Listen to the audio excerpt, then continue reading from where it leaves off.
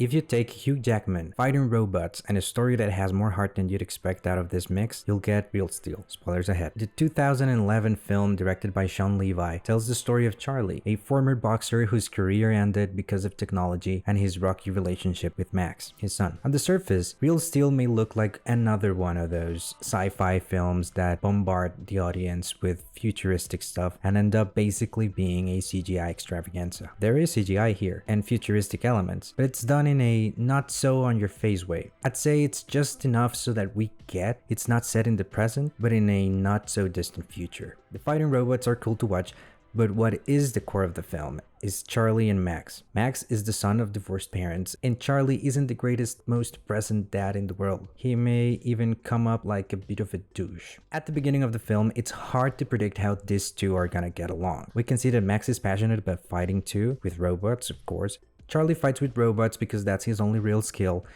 And it's very nice how the film shows that he's doing it, because there's clearly no other way to fight if it's not with robots. The film captures how having to adapt to a new world can be cruel to those who thrived before. And once we have all of this information, we get Adam to wrap it up. It's an old robot that has some mirroring function so Charlie can literally fight himself. A pretty neat idea. And of course, this bonds Charlie and Max, which was expected. It's a feel-good movie, and I'm here for it. But it's not unrealistic. Every human relationship requires some time and nurture to succeed. What I really like about this film is how they take this concept of the underdog and really stick with it. Adam not winning, but giving the fight of its life is amazing. My heart races every time I watch that last fight. You almost feel like you're right there in the arena. The music and the score are perfect for the film. You can feel the adrenaline filling your veins, and it's cool to watch these things fight. And having Charlie fight himself is something truly beautiful. He's enjoying every bit of it. The film progresses naturally. It makes sense how Adam ends up fighting Suze. That's how marketing works. We see that all the time today, just not with robots. A smaller fighter and a big one. We love to watch those things, and we usually root for the small ones. It's human nature. I think it's a beautiful thing. We root for the little guy even when we know the chances are slim. But when the little guy wins, that's some next level experience. And clearly,